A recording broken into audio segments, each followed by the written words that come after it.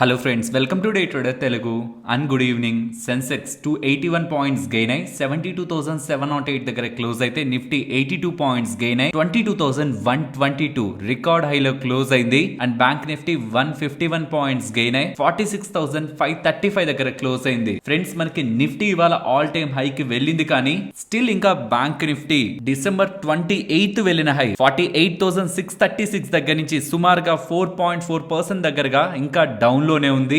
And financial weightage Nifty related గా 1/3 ఉంటుంది.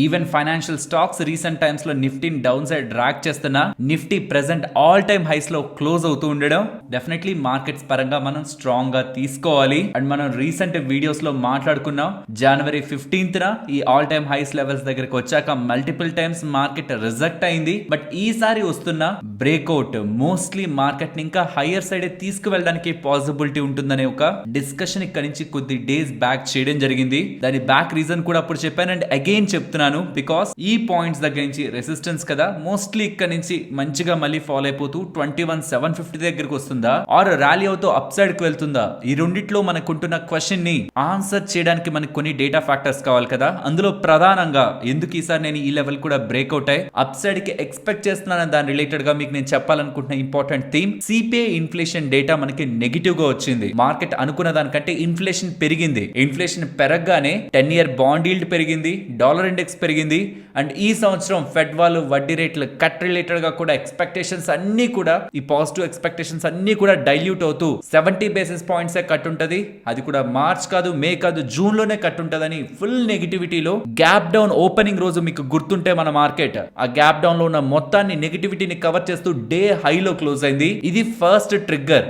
Negative news వచ్చినప్పుడు కూడా మార్కెట్ పాజిటివ్ గా రియాక్ట్ అయిందంటే దెన్ మార్కెట్స్ బులిష్ గా ఉన్నాయి, స్ట్రాంగ్ బులిష్ గా ఉన్నాయని ఎలా మనకి ఇండికేషన్ ఇస్తుంది. కాబట్టి దాని తర్వాత రోజుల్లో 750 అబోవ్ మార్కెట్ ఉంటున్నప్పుడు ఈ లెవెల్ వరకు అండ్ ఈ లెవెల్ దగ్గర కూడా ఈసారి రెసిస్టెన్స్ కాకుండా ఈసారి బ్రేక్అవుట్ అవుతుందని ఎక్స్పెక్ట్ చేస్తున్నానని చెప్పాను. ఇవాళ బ్రేక్అవుట్ అయింది, బట్ నేనేం అన్నట్టు ఇక్కడ నుంచి పెరిగిపోతూ 22,500 22,700 కేం వెళ్ళిపోలేదు. నేనేం ప్రీవియస్ గా మనం చెప్పుకున్నాం ఈ బ్రేక్అవుట్ అయిపోయింది, పైకి వెళ్ళిపోయింది అని ఏం చెప్పాలని కాదు నేను చూస్తున్నా. ఈ పాయింట్స్ నుంచి కూడా మార్కెట్స్ ని డౌన్ సైడ్ కంటే అప్ సైడ్ కి ఎక్స్పెక్ట్ చేయడానికి రీజన్స్ ని ఎక్స్ప్లెయిన్ చేస్తున్నాను.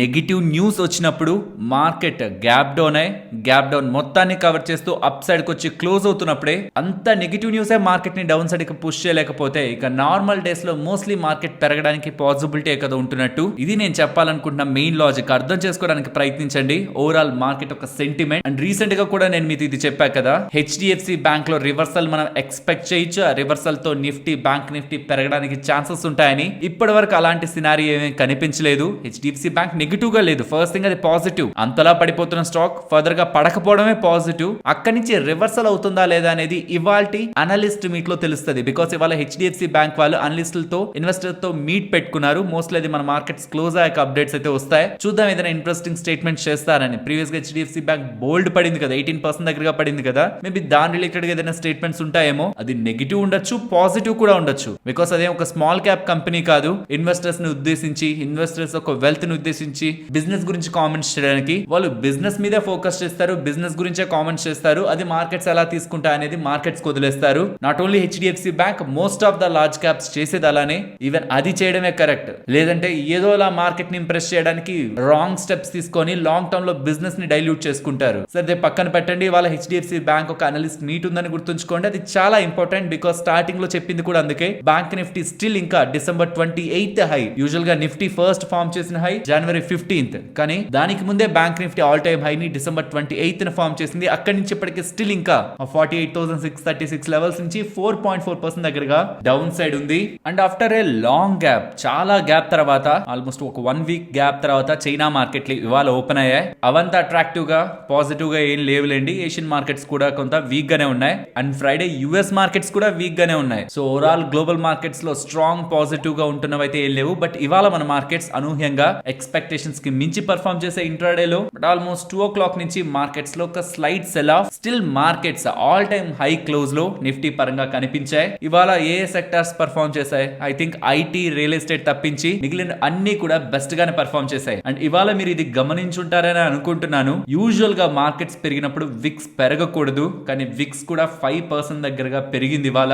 ఈ డేటా కొంత మార్కెట్ ని ఇక్కడ కూడా బేరిష్ గా చూడడం ఆర్ ఇంకొంచెం పెరిగితే కాల్ సెల్ చేద్దాం, పుట్స్ బై చేద్దాం అనుకుంటున్న వాళ్ళకి ఒక చిన్న అలర్ట్ లా చెప్పాలనుకుంటున్నాను. యూజువల్ గా మార్కెట్ ఎప్పుడు కూడా వోల్టైల్ గా ఎక్కువ వోల్టైల్ గా మూవ్ అయ్యేది మార్కెట్స్ పడుతున్నప్పుడే. కానీ మార్కెట్స్ పెరుగుతున్నప్పుడు కూడా వోల్టైల్ గా మూవ్ అయ్యి విక్స్ పెరుగుతుందంటే సంథింగ్ బిగ్ మార్కెట్ ఎక్స్పెక్ట్ చేస్తున్నట్టు. అంటే ఇప్పుడు నేను చెప్తున్న టోన్ ఎలా ఉంటదంటే ఇక మార్కెట్ పెరిగిపోతుంది, మొత్తం మార్కెట్ పెరుగుతూనే ఉంటది అనే ఒక టోన్ లో వెళ్తది. మనం రాంగ్ కూడా అవ్వచ్చు. ఫస్ట్ థింగ్ మనం ఎప్పుడు కూడా మార్కెట్ లో ఉంటున్న డేటా పాయింట్స్ ని తెలుసుకోవడానికి ప్రయత్నించాలి. దాని మీద యాక్ట్ చేయాలా లేదా అనేది టోటల్ గా ఉంటున్న మన data points and risk reward ని బట్టి యాక్ట్ చేయాలి. జస్ట్ విక్స్ పెరిగింది, మార్కెట్ పెరిగింది, సో రేపు కూడా పెరిగిపోద్ది. లేకపోతే హెచ్డిఎఫ్సి బ్యాంక్ సపోర్ట్ దగ్గర ఉంది, రివర్సల్ అయిపోద్ది, మార్కెట్ పెరిగిపోద్ది. అరే ఇందాక స్టార్టింగ్ లో ఒక లాజిక్ చెప్పాను కదా, మార్కెట్ గ్యాప్ డౌన్ అయి నెగిటివ్ న్యూస్ ని కూడా మొత్తం ఫ్యాక్టర్ చేసుకుంటూ డే హైలో క్లోజ్ అయింది కాబట్టి మార్కెట్ పెరిగిపోద్ది. ఇలా ఒక్కొక్క ఫ్యాక్టర్ ని పాయింట్ అవుట్ చేసుకుంటూ మనం మార్కెట్ లో బై ఆర్ ఈవెన్ నెగిటివ్ ఉన్నప్పుడు సెల్ చేయడంలో సీరియస్లీ ఎప్పుడు మీరు సక్సెస్ అవ్వలేరు. ఎందుకంటే మార్కెట్ 200 పాయింట్స్ పడిన రోజు కూడా 300 పాయింట్స్ రికవర్ అవుద్ది. అల్టిమేట్ గా బుల్స్ అండ్ బేర్స్ ఇద్దరు సక్సెస్ అయినట్టే కనిపిస్తుంది ఆ డేలో. కానీ ఎవరు ఎప్పుడు పొజిషన్ తీసుకున్నారు అండ్ వాళ్ళు స్టాప్ లాస్ పెట్టారా లేదా, రిస్క్ రివార్డ్ ఏంటి, ఎక్కడ వస్తున్నప్పుడు వాళ్ళ పొజిషన్స్ ఎగ్జిటర్, ఈ ఫ్యాక్టర్స్ ని బట్టి మన లాస్ అండ్ ప్రాఫిట్ డిసైడ్ అయి ఉంటది. కాబట్టి నేను చెప్తున్న ప్రతి డేటా పాయింట్ ని మీరు అర్థం చేసుకొని మీరు ట్రేడ్స్ తీసుకుంటున్నప్పుడు, మీ ఇండివిజువల్ ట్రేడ్ సెటప్ ని బట్టి మీరు ట్రేడ్స్ తీసుకుంటున్నప్పుడు, ఇతను ఇలా చెప్పారు కదా ఈ లాజిక్స్ కి ఏ లెవెల్స్ దగ్గర ఉంటున్నప్పుడు మనం ఎలా ప్రొటెక్టెడ్ గా ఉండాలి, ట్రైలింగ్ స్టాప్ లాస్ ఎక్కడికి వస్తున్నప్పుడు చేయాలి అండ్ ఎక్కడ మనం కొంత ఎక్కువ రిస్క్ తీసుకోకుండా మార్కెట్ లో ఒకవేళ మనకు వ్యూ మార్కెట్ పెరుగుతుంది సెల్ చేద్దాం అనుకుంటున్నా ఈ ఫ్యాక్టర్స్ ఉన్నాయి కాబట్టి ఈ సపోర్ట్ బ్రేక్ అయ్యాక చూద్దాం. తను చెప్పాడు కదా మార్కెట్ బులిష్ గా ఉండడానికి ప్రాబబిలిటీ ఉంటుందని, సో తను చెప్పింది రాంగ్ అయినప్పుడు చూద్దాం, ఈ ఇంపార్టెంట్ సపోర్ట్ బ్రేక్ అయ్యాక చూద్దాం అని ఎప్పుడైతే మీరు ఒక ఫిల్టర్ పెట్టుకుంటారో అప్పుడు నేను చెప్తున్న డేటా పాయింట్స్ ని మీరు యూస్ చేసుకుంటున్నట్టు. అంతేకాని జస్ట్ బ్లైండ్ గా బై సెల్ చేయడం వల్ల ట్రస్ట్ మీ లాంగ్ టర్మ్ లో మీరు ఏదో ఒక దగ్గర ట్రాప్ అయిపోయి అల్టిమేట్ గా గెయిన్స్ ని కోల్పోతారు. ఎప్పుడు ఇండివిజువల్ డెసిషన్ తీసుకోవాలి, ఉంటున్న డేటా ఫ్యాక్టర్స్ ని మనకి అడ్వాంటేజ్ గా మార్చుకోవాలి. ఇందాక చెప్పినట్లు సరే యుఎస్ మార్కెట్స్ అయితే ఫ్రైడే నెగిటివ్ లో ఉన్నాయి అనుకున్నాం, బట్ ఇవాళ మనకి మార్కెట్స్ క్లోజ్ లో ఉంటాయి ప్రెసిడెంట్ హాలిడే కారణంగా. అండ్ ఫ్రెండ్స్ ఈ ఇంపార్టెంట్ డేట్ అయితే గుర్తుంచుకోండి, థర్స్డే యుఎస్ కి సంబంధించిన ప్రీవియస్ ఫెడ్ మీటింగ్ ఉంది కదా, దానికి సంబంధించిన ఎఫ్ఓఎంసి మినిట్స్ మీటింగ్ అప్డేట్ వస్తుంది. అంటే ప్రీవియస్ గా ఫెడ్ మీటింగ్ జరుగుతున్నప్పుడు వాళ్ళు ఏం డిస్కస్ చేశారు, ఎకానమీ గురించి, ఇన్ఫ్లేషన్ గురించి, ఇంట్రెస్ట్ రేట్స్ గురించి, వాళ్ళ టోన్ ఎలా ఉంది, ఆ మొత్తం డేటా థర్స్డే మన మార్కెట్స్ క్లోజ్ అయ్యాక వస్తుంది. ప్రాబబుల్ అది ఫ్రైడే మార్కెట్స్ ఇంపాక్ట్ చేస్తుంది. And last time fed meeting లో మనకి సర్ప్రైజ్ లేని రాలేదు, కొంత హాకిష్ గానే వచ్చే స్టేట్మెంట్స్. సో కాబట్టి ఫెడ్ మినిట్స్ మీటింగ్ కూడా కొంత నెగిటివ్ గానే ఉండొచ్చు, బట్ ఆ నెగిటివిటీ అంతా మార్కెట్ లో అబ్జర్వ్ అయిందని నేను అనుకుంటున్నాను. Okay, Thursday US FOMC US fed meeting previous meeting ఒక మినిట్స్ అప్డేట్ ఉంటది. అండ్ ఇవాళ హెచ్డిఎఫ్సి బ్యాంక్ ఒక అనలిస్ట్ మీట్ అప్డేట్ ఉంది. మేబీ అదేనా సర్ప్రైజెస్ ని మన మీదకి వదిలితే రేపు HDFC bank gap up or gap down రెండిట్లో ఏమైనా అవ్వచ్చు. అది ఏమీ లేక ప్రీవియస్ గా ఉన్న డేటానే అటు ఇటుగా మళ్ళీ అదే చెప్పారంటే న్యూట్రల్ గా కూడా ఉండొచ్చు. అండ్ ఫుట్సీ ఒక రీబ్యాలెన్సింగ్ ఉంది. మార్కెట్స్ గ్లోబల్ మార్కెట్స్ గురించి మాట్లాడుకున్నాం. ఇంకా బాండ్ డీల్స్ కానీ డాలర్ ఇండెక్స్ కానీ ఫ్రైడే కొంత పెరిగాయి అండ్ అవి సిగ్నిఫికెంట్ గా మార్కెట్స్ ని ఇంపాక్ట్ చేయలేదు. బట్ ఫ్రైడే యుఎస్ కి సంబంధించిన core PPI data producer price index ఆ data 0.6% month on month comparison లో పెరిగింది, విచ్ ఇస్ వెరీ స్ట్రాంగ్. ఇది అంతా ఒక్కసారి మనం ఒక లైన్ లో పెట్టడానికి ప్రయత్నిస్తే యుఎస్ కి సంబంధించిన జిడిపి డేటా స్ట్రాంగ్ గా ఉంది, జాబ్స్ డేటా స్ట్రాంగ్ గా ఉంది, అన్ఎంప్లాయ్మెంట్ తగ్గింది, ఐఎస్ఎం సర్వీసెస్ డేటా స్ట్రాంగ్ గా ఉంది. అంటే ఎక్కడ చూసినా ఎకానమీ స్ట్రాంగ్ గా ఉంది. రీసెంట్ టైమ్స్ లో యుఎస్ సిపిఐ ఇన్ఫ్లేషన్ డేటా అది కూడా పెరిగిపోతుంది, ఎకానమీ పెరిగిపోతుంది, మంచిగా స్ట్రాంగ్ గా ఉంది. యుఎస్ సిపిఐ ఇన్ఫ్లేషన్ డేటా పెరుగుతుంది. ఇలాంటి సందర్భాల్లో ఎప్పుడు కూడా సెంట్రల్ బ్యాంక్స్ పెంచిన వడ్డీ రేట్లని కట్ చేయవు అండ్ వీలైతే పెంచడానికే ప్రయత్నిస్తాయి. కానీ ఇంకా ఫర్దర్ గా పెంచితే మాత్రం ఎకానమీ స్ట్రాంగ్ గా ఇంపాక్ట్ అవుతుంది. కాబట్టి ఫర్దర్ గా పెంచేదానికంటే పెంచిన వడ్డీ రేట్లని ఎక్కువ శాతం కంటిన్యూ చేసేందుకే ప్రాబబిలిటీ ఫెడ్ దగ్గర నుంచి పెరుగుతూ ఉంది. ఇది ఈవెన్ మార్కెట్ కి తెలిసిన యాక్చువల్లీ వాళ్ళ మార్కెట్ పడుంటే ఈ యుఎస్ కి సంబంధించిన PPI producer price index data 0.6% పెరిగింది. కాబట్టి ఫర్దర్ గా కూడా ఫెడ్ వాళ్ళు ఇంకా వడ్డీ రేట్లు కట్ చేసే స్కోప్ తగ్గుతుంది కాబట్టి మార్కెట్ పడిందని ఈ పాయింట్ ని ఈ లాజిక్ ని మనం మాట్లాడుకోవచ్చు. బట్ ఇవాళ మార్కెట్స్ అది కూడా పట్టించుకోలేదు. మార్కెట్ లో ప్రెసెంట్ నెగిటివ్ డేటా ఉంది, బట్ అది ఏది పట్టించుకోకుండా మార్కెట్ పెరుగుతూ ఉండడం, ప్యారలల్ గా దానికి విక్స్ పెరుగుతూ ఉండడం, ఒక బిగ్ మూవ్ మార్కెట్ లో మనం ఎక్స్పెక్ట్ చేయొచ్చు అనేలా ఈ డేటా పాయింట్స్ అయితే కనిపిస్తూ ఉన్నాయి. నేను పర్సనల్ గా బిగ్ మూవ్ అప్ సైడ్ కి ఎక్స్పెక్ట్ చేస్తున్నాను. నేను రాంగ్ అవచ్చు, ప్రీవియస్ గా చాలా టైమ్స్ రాంగ్ అయ్యాను, బట్ రీసెంట్ డేస్ లో మాత్రం అబౌవ్ 750 ఈ ఇంపార్టెంట్ లెవెల్ కూడా బ్రేక్ అయ్యి నేను అప్ సైడ్ కి ఎక్స్పెక్ట్ చేస్తున్నానని చెప్పాను. బట్ ఫ్రెండ్స్ ఇమీడియట్ గా అయితే ఎక్కువ ఎక్స్పెక్ట్ చేయొద్దు. Around 22,250 because previous fall entire fall కి ఆల్మోస్ట్ 130% దగ్గరగా ఫిబొనాచి ఎక్స్టెన్షన్ తీసుకుంటే ఆల్మోస్ట్ 22,250 దగ్గరగా మనకి రెసిస్టెన్స్ వర్కౌట్ అయ్యింది. తర్వాత ఇలా సింపుల్ గా గుర్తుంచుకోండి, తర్వాత 22,500 and 22,770 around next level of important levels ఉంటాయి. ఇక్కడ నేనైతే డ్రా చేయలేదు కానీ సింపుల్ గా 250, 500, 750 ఇలా గుర్తుంచుకోండి. సింపుల్ గా ప్రతి దానికి లాజిక్ ఉంటుంది. అండ్ ప్రీవియస్ గా ప్రతి ఒక్క నెంబర్స్ దగ్గర కూడా లైక్ 21 to 22, 20 to 21, 19,000 to 20,000 ఇలా ప్రతి దగ్గర కూడా 240 అరౌండ్, 520 ఆర్ 540 అరౌండ్, 770, 760 అరౌండ్ మీరు రెసిస్టెన్స్ ని చూసుంటారు. ఇది నాకు అలా మైండ్ లో గుర్తుండిపోయిన లాజిక్స్. కాబట్టి ఈసారి కూడా మేబీ ఆ లెవెల్లోనే ప్రాబబుల్ లెవెల్స్ లోనే మనకి రెసిస్టెన్స్ ఉండొచ్చు. అంటే అక్కడికి వస్తున్నప్పుడే ట్రేడర్స్ ప్రాఫిట్ ని బుక్ చేసుకోవాలని చాలా టైం బ్యాక్ నుంచి నేను గమనిస్తున్నప్పుడు వాళ్ళు ప్రయత్నిస్తూ ఉన్నారు. బట్ 250 అరౌండ్ కి మాత్రం మనకు ఒక లాజిక్ ఉంది. Fibonacci 130% extension. Let's see markets ఎలా మూవ్ అవుతాయని. ఫ్రెండ్స్, నేను అగైన్ క్లోజ్ చేసే ముందు క్లియర్ గా చెప్పాలనుకుంటున్నది, నేను ఇక్కడి నుంచి కూడా మార్కెట్ పెరుగుతుందన్న ఒక వ్యూ ని చెప్పాల్సిన నీడ్ లేదు. ఇన్ఫాక్ట్ అది చెప్పకుండా మార్కెట్ లో ఉన్న డేటా పాయింట్స్ నే మీతో షేర్ చేస్తూ ఎండ్ చేసిన నేను షేర్ చేసిన డేటా డెఫినెట్లీ మీకు వాల్యుబుల్ గానే ఉంటుంది. బట్ నేను ఇక్కడ నుంచి కూడా ఎందుకు పెరుగుతుంది అనుకుంటున్నాననే డేటా పాయింట్ షేర్ చేయడం వల్ల ఇక్కడ పెరిగింది కదా అని ఎక్కడ నాకు మీరు కాల్స్ ని సెల్ చేస్తారేమో ఒక భయమే ఎక్కువగా ఉంది. నా పాయింట్ అదే, పుట్స్ ని బై చేసే వాళ్ళకంటే కాల్స్ ని సెల్ చేసే వాళ్ళు ఎక్కడ ట్రాప్ అవుతారని ఒక భయమే ఉంది. సో కాబట్టి నేను చెప్పాలనుకుంటుంది ఒకటే, ఈ ఎంటైర్ సినారియోలో నేను మీకు ప్రీవియస్ గా చాలా సార్లు చెప్పాను, ఎంటైర్ సినారియోలో మార్కెట్ రిలేటెడ్ గా అట్లీస్ట్ రేంజ్ బౌండ్ గా మీరు మార్కెట్ ని చూడాలన్నా అది బిలో 21,750 మాత్రమే చేయండి. అబౌవ్ 21,750 కూడా మీరు రేంజ్ బౌండ్ ని ఎక్స్పెక్ట్ చేయొద్దు. మార్కెట్ లో లాస్ట్ 2 టైమ్స్ వచ్చింది కరెక్టే, బట్ ఈసారి రాక అప్ సైడ్ కి బ్రేక్అవుట్ అయితే మాత్రం ఈ ఎంటైర్ రేంజ్ బ్రేక్అవుట్ లో మార్కెట్ సడన్ గా స్ట్రాంగ్ గా పెరగడానికి కూడా ఛాన్సెస్ ఉంటాయి. రిస్క్ తీసుకోకండి ఇలాంటి లెవెల్స్ దగ్గర. రెసిస్టెన్స్ ఒప్పుకుంటా, కానీ బ్రేక్అవుట్ అయితే అంతే స్ట్రాంగ్ మూవ్ అప్ సైడ్ మనకు ఉంటది. ఈవెన్ మార్కెట్ 100-200 పాయింట్స్ ఇలా పడినా నెక్స్ట్ ఒకవేళ ఈ రెసిస్టెన్స్ ని బ్రేక్ చేస్తే ట్రాప్ అయ్యే ఛాన్సెస్ ఉంటాయి. కాబట్టి కొంత పేషెన్స్ గా 750 లెవెల్ బిలో వచ్చాకే 300 పాయింట్స్ కోసం range boundness like 750 to 450 300 point range boundness bearish గా చూడాలంటే మాత్రం క్లియర్ గా 21,450 బ్రేక్అవుట్ అయ్యి బిలో క్లోజ్ అవ్వండి. మార్కెట్ ని బేరిష్ గా చూడొద్దు. అండ్ పర్టికులర్ గా ఈ పాయింట్స్ దగ్గర కాల్స్ ని సెల్ చేయొద్దు. నేను రాంగ్ అవ్వచ్చు, మార్కెట్ పడొచ్చు, కాల్ సెల్ చేసిన వాళ్ళు లాభాల్లో ఉండొచ్చు, బట్ దాని ద్వారా మీరు సంపాదించే లాభం కంటే ఇలాంటి పొటెన్షియల్ ఏరియాలో లాస్ట్ 2-3 టైమ్స్ వచ్చి రిజెక్ట్ అయిన ఏరియాలో బ్రేక్అవుట్ అయితే మీరు సెల్ చేసిన కాల్స్ ఎక్స్ప్లోడ్ అవుతాయి, చాలా దారుణంగా పెరుగుతాయి. మీరు పుట్స్ ని సెల్ చేసినది బ్యాలెన్స్ చేయదు. ఒక డైరెక్షనల్ మూవ్ ని మీరు చేసిన range bound activity are directional గా మార్కెట్ కి అగైనెస్ట్ గా మీరు వెళ్ళి కాల్స్ ని సెల్ చేసిన యాక్టివిటీ పెద్ద మొత్తంలో మీ దగ్గర డబ్బులు తీసుకువెళ్తుందనే ఒక కాషన్ ని కూడా మీకు చెప్పాలనుకుంటున్నాను. మీరు నిజంగా మార్కెట్ ని రేంజ్ బౌండ్ గా కాల్ సెల్ చేయాలనుకుంటే వెయిట్ చేసి 21,750 బ్రేక్ అయిన తర్వాతే ఆ సైడ్ థింక్ చేయడం అనేది బెటర్ అని నా ఒపీనియన్, పర్సనల్ ఒపీనియన్. లేదు, అల్టిమేట్ గా డేటా చెప్పాక మీరు ఏం చేస్తారనేది మీ డెసిషన్. బట్ నా వ్యూ, నాకుంటున్న ఒపీనియన్స్ మీతో షేర్ చేస్తున్నాను. ఇది ఒక డేటా పాయింట్ లో చూడండి, ఎటువంటి ట్రేడ్ సజెషన్ కాదు. And always protect the capital with having a proper risk reward. Friends, ఇలా మార్కెట్ లో ఉంటున్న డేటా అనాలిసిస్ చేస్తూ వీడియోని మీ ముందుకు తీసుకురావడానికి మేం పెడుతున్న ఎఫర్ట్స్ మీకు వాల్యుబుల్ గా అనిపిస్తూ ఉంటే మన వీడియోని తప్పకుండా లైక్ చేయండి. ఫస్ట్ పేటిఎం గురించి మాట్లాడుకోవాలి. అప్పర్ సర్క్యూట్ లో క్లోజ్ అయింది. ప్రీవియస్ ట్రేడింగ్ సెషన్ లో కూడా బానే ఉంది, స్టాక్ గ్రీన్ లోనే ఉంది. కానీ అప్పర్ సర్క్యూట్ లో క్లోజ్ అవడానికి ప్రధాన కారణం ఫ్రైడే రోజు చేస్తున్న వీడియోలను చెప్పాను. పేటిఎం యూజర్స్ కి ఆర్బీఐ వాళ్ళు కొత్త గైడ్ లైన్స్ ని, ఎంటైర్ పేటిఎం కే కొత్త గైడ్ లైన్స్ ని తీసుకొచ్చారు. యూపీఐ ట్రాన్సాక్షన్స్, వాళ్ళ wallets and fast tag and A services కి అయితే ప్రీవియస్ గా February 29th ని డెడ్ లైన్ గా పెట్టారు. అది March 15 వరకు ఎక్స్టెండ్ చేస్తున్నట్లు చెప్పారు. ఇది first positive news. Second the, వీళ్ళ యాక్సిస్ బ్యాంక్ పార్ట్నర్షిప్. వీళ్ళు ఏమంటున్నారంటే వీళ్ళ నోడల్ అకౌంట్స్ ఇప్పటి వరకు పేటిఎం బ్యాంక్ తో ఉండేవి, దాన్ని ఆ నోడల్ అకౌంట్స్ ని ప్రెసెంట్ యాక్సిస్ బ్యాంక్ తో షిఫ్ట్ చేస్తున్నట్టు, దానికి axis bank Paytm payment bank కలిసి ప్రాసెస్ ని ట్రాన్సాక్షన్ ని చేస్తున్నాయనేలా, యాక్సిస్ బ్యాంక్ తో పార్ట్నర్షిప్ అవుతున్నారనేలా పేటిఎం వాళ్ళు అప్డేట్ చేస్తూ ఉండడం స్టాక్ రిలేటెడ్ గా పాజిటివ్ గా ప్లే అయింది. దీంతో పాటు సిటీ వాళ్ళు అండ్ బర్న్స్టీన్ వాళ్ళు పేటిఎం రిలేటెడ్ గా వాళ్ళ వ్యూ ని షేర్ చేస్తూ, బర్న్స్టీన్ వాళ్ళైతే 600 rupees per share and city వాళ్ళైతే 550 రూపీస్ పర్ షేర్ దగ్గరగా ప్రెసెంట్ ఉంటున్న దానికంటే హయ్యర్ టార్గెట్స్ ఇస్తూ ఉండడం కూడా స్టాక్ ప్రైస్ ని ఇవాళ అప్పర్ సర్క్యూట్ లో క్లోజ్ చేసింది. ఫ్రెండ్స్, ఇక్కడ నుంచి కొద్ది డేస్ బ్యాక్ కూడా చెప్పాను, పేటిఎం లోయర్ సర్క్యూట్స్ కి అప్పర్ సర్క్యూట్స్ కి ఇష్యూ క్లియర్ అయ్యేంత వరకు ఇలా వెళ్తూనే ఉంటుంది. ఈవెన్ అప్కమింగ్ డేస్ లో కూడా upper circuits lower circuits depending upon data, depending upon RBI and regulatory actions and time to time ఇలా వస్తున్న అప్డేట్స్, టార్గెట్స్. ఇప్పుడైతే అప్ సైడ్ టార్గెట్స్ ఇస్తున్నారు. ప్రీవియస్ గా అయితే డౌన్ సైడ్ టార్గెట్ ఇచ్చారు మెక్వైర్ వాళ్ళు అనుకుంటా. ప్రీవియస్ గా ఇచ్చిన 600 టార్గెట్ నుంచి కట్ చేసి 275 అన్నారు. ఆ టైంలో స్టాక్ లోవర్ సర్క్యూట్ కొట్టింది. ఇలా ఒకరు positive one down, negative one down. దీంతో స్టాక్ డెఫినెట్లీ ఒక దగ్గర అయితే ఉండదు, అప్పర్ సర్క్యూట్స్ కి లోవర్ సర్క్యూట్స్ కి వెళ్తూ ఉంటుంది. కాబట్టి ఎవరైనా ఇంట్రాడే లో సెల్ చేద్దామన్నా లేకపోతే ట్రేడింగ్ చేద్దామన్నా ట్రాప్ అయ్యే సందర్భాలు కూడా బోల్డ్ ఉంటాయన్న విషయం.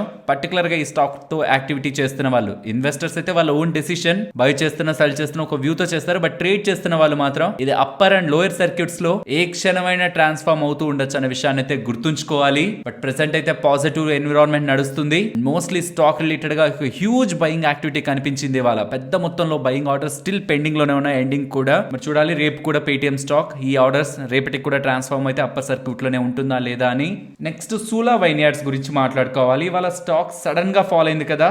దీని రిలేటెడ్ గా వస్తున్న అప్డేట్స్ ప్రకారం వీళ్ళలో ఈ సూలా వైన్యార్డ్ లో ఎప్పటి నుంచో ఇన్వెస్ట్ చేసిన వెర్లిన్ వెస్ట్ ఏషియా వాళ్ళకి సంబంధించిన ఎంటైర్ వాటా 8.34% వాటా ప్రీవియస్ క్లోజింగ్ ప్రైస్ తో చూస్తే 7.7% డిస్కౌంట్ లో సెల్ చేస్తున్నారు. టోటలీ దీని ద్వారా 435 crores రైజ్ చేస్తారన్న అప్డేట్స్ ప్రీవియస్ గా మార్కెట్ లో ఉన్నాయి. దానికి తగ్గట్టే ఇవాళ ఒక బిగ్ బ్లాక్ డీల్ అయితే సూలా వైన్యార్డ్స్ లో జరిగింది. అండ్ దీని గురించి సూలా వైన్యార్డ్స్ వాళ్ళు కూడా రెస్పాండ్ అవుతూ వెర్లిన్ వెస్ట్ వాళ్ళు ఎప్పటి నుంచో ఇన్వెస్ట్ చేసిన ఆల్మోస్ట్ ఐ థింక్ 14 years నుంచి అనుకుంటాను, అంత టైం నుంచి ఇన్వెస్ట్ చేసిన వాళ్ళు ఎంటైర్ వాటాని ఇలా అమ్ముతున్నారన్న డెసిషన్ అయితే వీళ్ళకి తెలియదని, ఈవెన్ వాళ్ళు అలా అమ్ముతున్నది ప్యూర్లీ వాళ్ళ ఇన్వెస్ట్మెంట్ డెసిషన్ అని, దానికి కంపెనీ బిజినెస్ కి ఏ సంబంధం లేదని ఇలా సూలా వైన్యార్డ్స్ వాళ్ళు అప్డేట్ చేశారు. బట్ ఇలా ఒక బిగ్ బ్లాక్ డీల్ ఇవాళ జరుగుతూ ఉండడం సూలా వైన్యార్డ్స్ నియర్లీ 8% దగ్గరగా స్టాక్ డిక్లైన్ అయింది. బట్ అది బిజినెస్ కారణంగా కాదు, వీళ్ళ రిలేటెడ్ గా ఇన్వెస్ట్ చేసిన వాళ్ళు ఆల్మోస్ట్ 8.34% వాటాని ఒక్కసారిగా సెల్ చేస్తుండడం స్టాక్ లో సెల్లింగ్ ప్రెషర్ కి రీజన్. నెక్స్ట్ కాన్ఫిడెన్స్ పెట్రోలియం గురించి మాట్లాడుకోవాలి.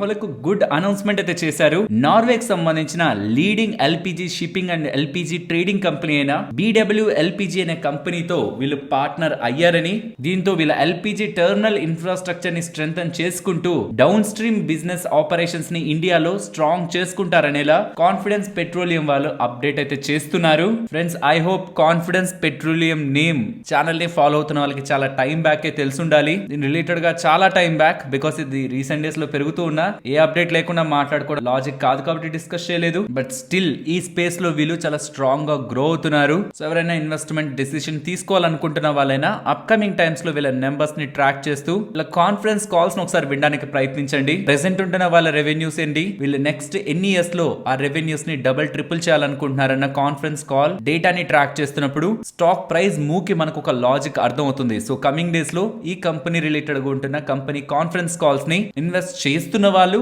అండ్ చేయాలనుకుంటున్న వాళ్ళు కూడా ట్రాక్ చేయడం బెటర్. అండ్ ఆల్రెడీ ఈ కంపెనీని స్టడీ చేసిన వాళ్ళు ఎవరైనా ఉంటే మీ ఒపీనియన్స్ ని కూడా కామెంట్ సెక్షన్ లో చెప్పండి. నెక్స్ట్ అగైన్ ఇవాళ రైల్వే స్టాక్స్ లో మనకు ఒక స్ట్రాంగ్ బజ్ అయితే నెలకొంది.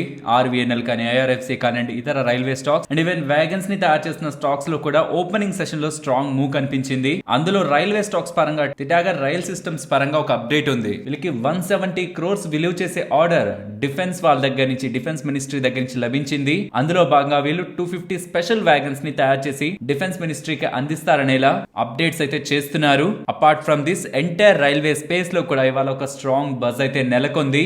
నెక్స్ట్ PB ఫిన్టెక్ గురించి మాట్లాడుకోవాలి. వీళ్ళ లైసెన్స్ IRDA లైసెన్స్ అప్గ్రేడ్ అయినట్లయితే స్టేట్మెంట్స్ చేస్తున్నారు. వీళ్ళకి ఇప్పటి వరకు డైరెక్ట్ లైసెన్స్ ఉండేది, ఇప్పుడు అది కాంపోజిట్ లైసెన్స్ కి అప్గ్రేడ్ అవడానికి ఫైనల్ గా కాదు, ఫైనల్ అప్రూవల్ కాదు, అది గ్రీన్ సిగ్నల్ వచ్చింది. ఇంకా ఫర్దర్ అప్రూవల్ రావాలి, ఫైనల్ అప్రూవల్ రావాలి. దీని ద్వారా వచ్చే అడ్వాంటేజ్ ఏంటి, ఇప్పటి వరకు వీళ్ళకి లైఫ్ అండ్ హెల్త్ రిలేటెడ్ గానే కదా మీరు మోస్ట్లీ పాలసీ బజార్ లో చూస్తూ ఉంటారు, ఆ బిజినెస్ నే చేయాలి డైరెక్ట్ లో. బట్ కాంపోజిట్ లో ఏమవుతుందంటే రీఇన్సూరెన్స్ బ్రోకింగ్ బిజినెస్ లో కూడా వీళ్ళు ఎంటర్ అవ్వచ్చు. రీఇన్సూరెన్స్ బ్రోకింగ్, ఇన్సూరెన్స్ కాదు రీఇన్సూరెన్స్. అది ఆల్మోస్ట్ FY23 లో 54,000 crore మార్కెట్ దగ్గరగా ఉంది. అందులో మెజారిటీ ఆఫ్ బిజినెస్ GIC వాళ్ళు చేస్తూ ఉంటారు, రిమైనింగ్ ఫారిన్ రీఇన్సూరెన్స్ కంపెనీస్ చేస్తూ ఉంటాయి. బట్ అందులో కూడా వీళ్ళు ఎంటర్ అవ్వగలుగుతుంటే వీళ్ళు రిలేటెడ్ ఉంటున్న క్యాపిటల్ యూటిలైజేషన్ ని, లీవరేజ్ ని పొందుతూ గుడ్ ఎర్నింగ్స్ ని వీళ్ళు చూపించచ్చు కాబట్టి, ప్రాఫిట్స్ ని వీళ్ళు చూపించచ్చు కాబట్టి. ఇంకా ఫైనల్ అప్రూవల్ రాలేదు, ఇది నోట్ చేసుకోవాలి మనం. బట్ గ్రీన్ సిగ్నల్ వస్తుండడం ఫైనల్ అప్రూవల్ కూడా మార్కెట్ వస్తుందని భావిస్తూ ఇవాళ స్టాక్ మంచిగా గెయిన్ అయింది. అది కానీ ఫైనల్ అప్రూవల్ వస్తుంటే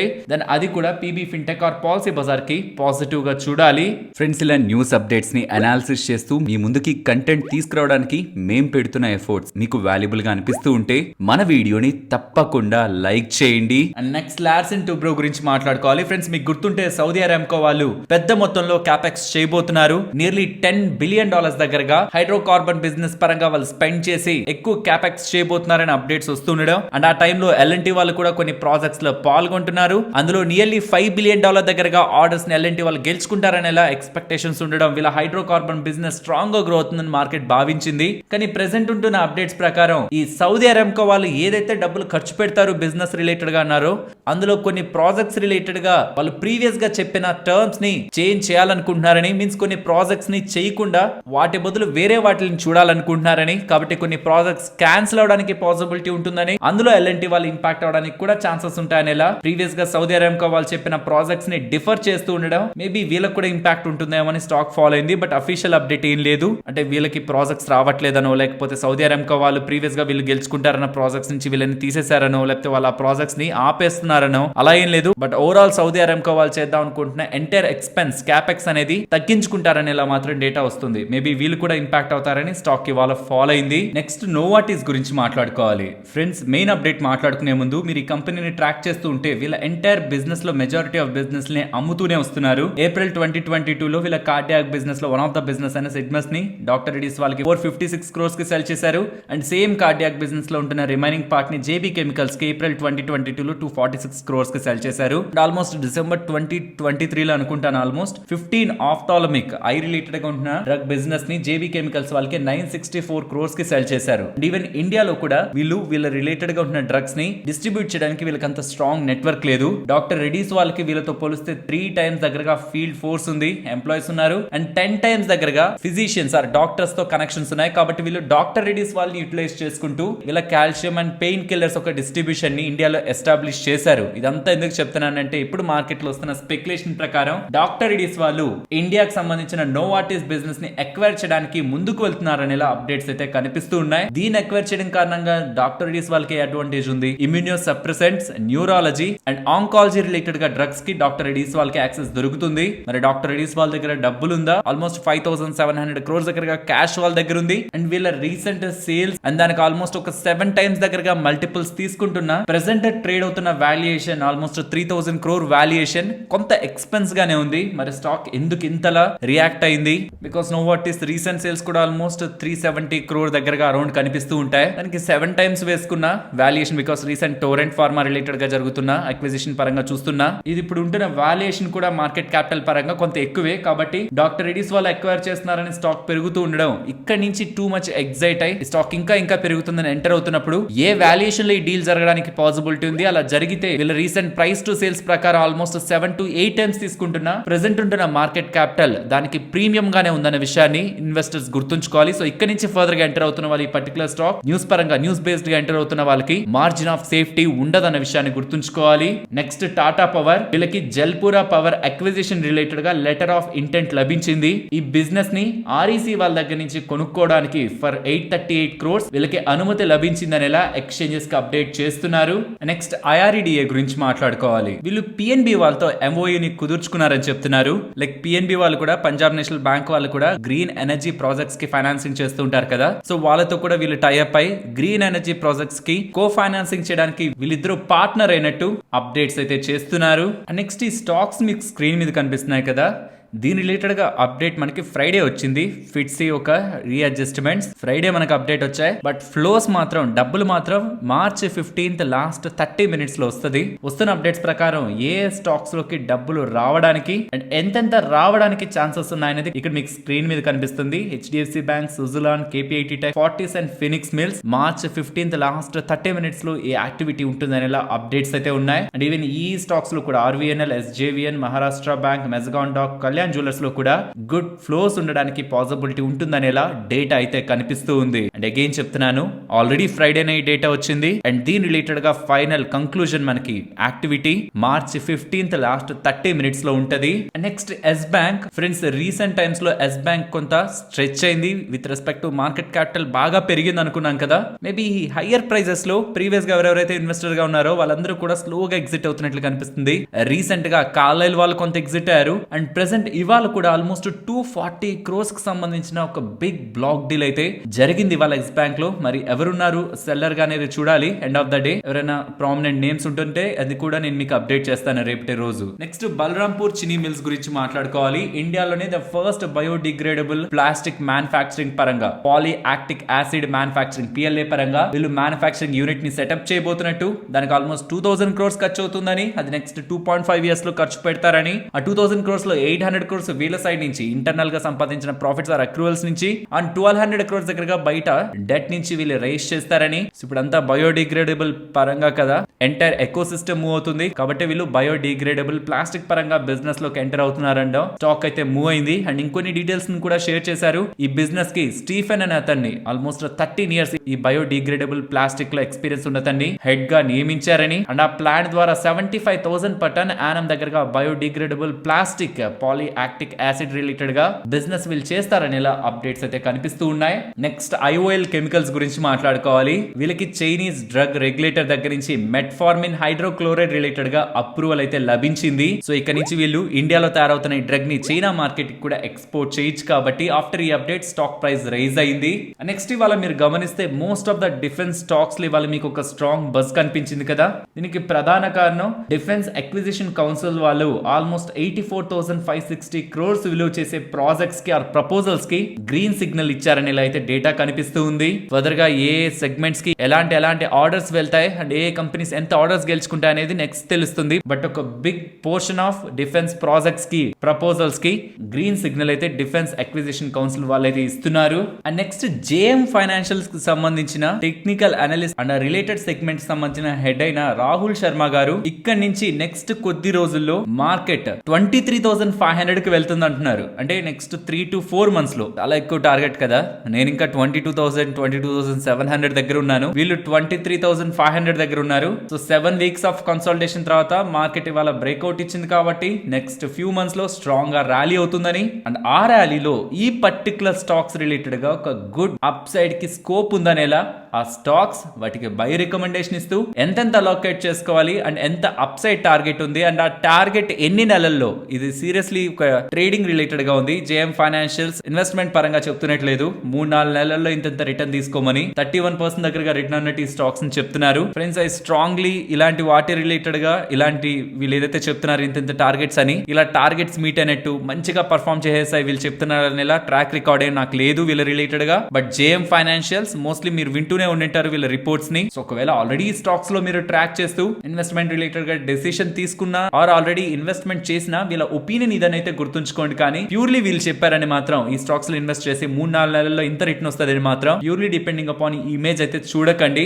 బట్ JM ఫైనాన్షియల్స్ వాళ్ళు కూడా మార్కెట్ స్ట్రాంగ్ గా పెరుగుతాయని అండ్ పెరిగితే ఈ టాప్ 10 స్టాక్స్ పరంగా ఇలాంటి అప్సైడ్ పొటెన్షియల్ ఉందని అయితే ఇవాళ అఫీషియల్ గా అప్డేట్ అయితే చేస్తున్నారు. నెక్స్ట్ కోల్ ఇండియా గురించి మాట్లాడుకోవాలి. వీళ్ళ నెంబర్స్ తర్వాత కాన్ఫరెన్స్ కాల్ లో కోల్ ఇండియాకి సంబంధించిన చైర్మన్ FY24 ప్రొడక్షన్ అనేది 770 million tons దగ్గరగా ఉంటుందని చెప్పారు. ప్రీవియస్ గా వాళ్ళు చెప్పింది 780 million tons దగ్గరగా ఉంటుందని. ఆల్మోస్ట్ 10 million tons దగ్గరగా ప్రొడక్షన్ కోల్ ప్రొడక్షన్ తగ్గుతుందనేలా అప్డేట్ అయితే చేశారు. అండ్ FY30 నాటికైతే ఆల్మోస్ట్ 8 million ton దగ్గరగా టార్గెట్ ని పెట్టుకున్నారని, అండ్ ఫర్ FY25 క్యాపెక్స్ అనేది 17,800 crores దగ్గరగా ఉంటుందనేలా ఈ కంపెనీ కాన్ఫరెన్స్ కాల్ లో చైర్మన్ గారు అయితే అప్డేట్ చేశారు. నెక్స్ట్ నిఫ్టీ అలాగే bank Nifty support and resistance. I hope ఈ రెసిస్టెన్స్ ని ఫాలో అయిన వాళ్ళు ట్రాప్ అయితే అయిండరని. ఎగ్జాక్ట్లీ అరౌండ్ 22,190 దగ్గర నుంచి రిజెక్ట్ అయింది మార్కెట్. సిమిలర్ గా బ్యాంక్ నిఫ్టీ కూడా రెసిస్టెన్స్ అనుకోని ఇక్కడ కాషియస్ అయిన వాళ్ళకి అండ్ సపోర్ట్ అనుకోని ఇక్కడ ఒకవేళ పుట్స్ ఎవరైనా బై చేసిన వాళ్ళు ఇక్కడ కాషియస్ అయిన వాళ్ళకి రెండింటిని కూడా సపోర్ట్ అండ్ రెసిస్టెన్స్ అయితే రెస్పెక్ట్ చేశాయి. సో ఈ లెవెల్స్ ని ఫర్దర్ గా కూడా నిఫ్టీ అండ్ బ్యాంక్ నిఫ్టీ పరంగా గమనిద్దాం. నిఫ్టీ పరంగా 22,190 resistance and 22,70 support, and bank Nifty పరంగా 46,670 resistance and 46,450 support. If bank నిఫ్టీలో రెసిస్టెన్స్ బ్రేక్ అయితే 46,870 రెసిస్టెన్స్ అండ్ సపోర్ట్ బ్రేక్ అయితే 46,280 సపోర్ట్. అండ్ నిఫ్టీ రిలేటెడ్ అయితే మేక్ చేయాలి నెక్స్ట్ ఇంపార్టెంట్ లెవెల్స్ ని. మోస్ట్లీ రేపు మీకు టెలిగ్రామ్ లో అప్డేట్ చేస్తాను. ఒకవేళ ఇది కూడా బ్రేక్అవుట్ అయ్యి అప్ సైడ్ కి వెళ్తూ ఉంటే ప్రాబబ్లీ వెళ్తుందని అనుకుంటున్నాను. చూద్దాం మనం రాంగ్ అవుతున్నాం రైట్ అవుతున్నాం అని. అండ్ చెప్పాను కదా ప్రీవియస్ గా ఆల్ టైమ్ హైస్ దగ్గరకు వచ్చి మనకు కానీ క్లోజ్ అవుతూ ఉంటే నేను రేంజ్ బౌండ్నెస్ ని కాదు, నేను ప్రీవియస్ గా నేను చాలా డేస్ బ్యాక్ కూడా నేను మార్కెట్ ని రేంజ్ బౌండ్ గా కాదు డైరెక్షనల్ గా ఎక్స్పెక్ట్ చేస్తానని చెప్పాను, అప్ సైడ్ ఎక్స్పెక్ట్ చేస్తానని చెప్పాను. బట్ రేంజ్ మనం డిస్కస్ చేసుకున్నాం. బట్ ఈ పాయింట్స్ లో రేంజ్ చూడడం అంత రిస్క్ రివార్డ్ పరంగా కరెక్ట్ కాదనేది నా ఒపీనియన్. విక్స్ కూడా పెరుగుతుంది, మార్కెట్ పెరుగుతుంది, ఏదో రకంగా మార్కెట్ లో ఒక డైరెక్షనల్ మూవ్ ఉండొచ్చు. కాబట్టి రేంజ్ బౌండ్ యాక్టివిటీ నేను కొద్ది డేస్ మార్కెట్ లో పాస్ చేయాలనుకుంటున్నాను. ఫర్దర్ గా కంటిన్యూ చేస్తున్నప్పుడు నేను ఆ రేంజ్ ని మళ్ళీ మీతో డిస్కస్ చేస్తాను. మరొక ఇంట్రెస్టింగ్ వీడియోతో మళ్ళీ మీ ముందుకు వస్తాను. అంతవరకు టేక్ కేర్, జై హింద్.